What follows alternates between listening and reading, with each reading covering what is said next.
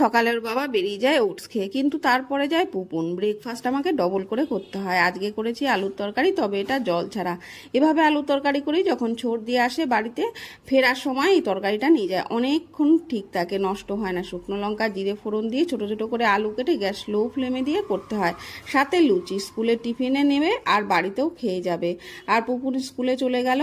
এরপরে আমি উপরে সে সব ঘরগুলো মুছে নিলাম। ওরা রওনা না হলে এসব কাজগুলো করতে পারি না। আর ওয়াওয়ের সানস্ক্রিন লোশনটা বেশ ভালো, মুখে পুরো অ্যাবজর্ব হয়ে যায়, সাদা সাদা হয়ে থাকে না। আর দুপুরে করলাম উচ্ছে ভাজা, বেগুন ভাজা, কুমড়ো শাকের ডাল আর চিংড়ি আলুর তরকারি।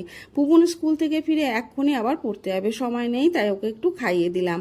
আসার সময় একটা পেস্ট্রি নিয়ে এসেছে। ছোট ভাই ছোট দিদির খাবারের দিকে অধীর আগ্রহী ছিল, কিন্তু অপমান হওয়াতে মুখ ফিরিয়ে বসে আছে।